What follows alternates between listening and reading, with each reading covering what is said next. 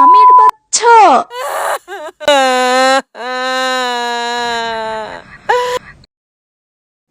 আমার এখন ওই দিনগুলোর কথা মনে পড়ে যখন আমি দুই নৌকা একসাথে পা রাখছি।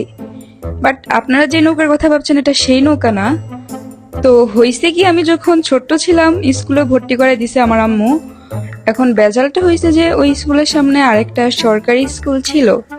তাড়াতাড়ি নামবি নাকি ঝাড়ু দিয়ে বাইরামু? হ্যাঁ তাড়াতাড়ি নাম। আর আমাকে যেখানে ভর্তি করেছে ওইটা ছিল বেসরকারি। তো আমি আমার বান্ধবীদের সাথে আসা যাওয়া করতাম। একটা সময় তারা আমাকে নিয়ে টানাটানি শুরু করে দিছে ভাই, কেবল আজকে আমাদের স্কুলে আয়, কেবল আজকে আমাদের স্কুলে আয়। পরে আমি তাদের মন রক্ষার্থে তাদের সাথে দুই স্কুলে আসা যাওয়া শুরু করে দিছি।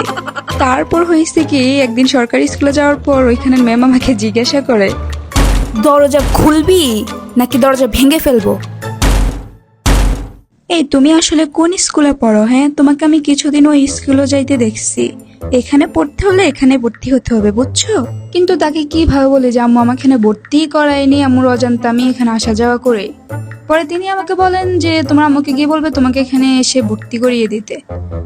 ভাই মনে মনে বলতেছি, কে ভর্তি হয় আপনাদের এখানে? আম্মুর কাছে বললে আমি মাইর খাওয়ার জন্য? দরকার নেই, আপনাদের এখানে আর আসবোই না। পরে কিছুদিন স্কুলে যাইনি। 3 দিন পর স্কুলে যাওয়ার পর আমার বান্ধবীরা আমাকে জিজ্ঞেস করে,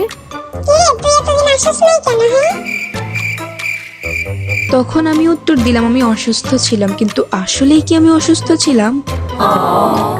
আসলে ওই 3 দিন আমি যা করছি, আমার আরেকটা বান্ধবী মিম, সে আমাকে বলে, তুই তো সবসময় ওদের সাথে আসা যাওয়া করস, আজকে আমার সাথে আমার নুরানি মাদ্রাসায় আয়।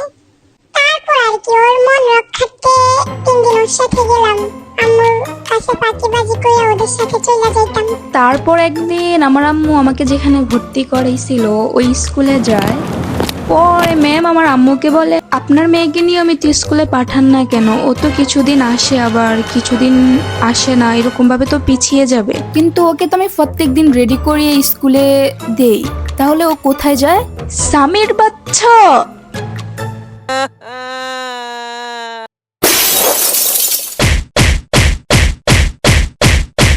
প্লিজ একটা সাবস্ক্রাইব করুন।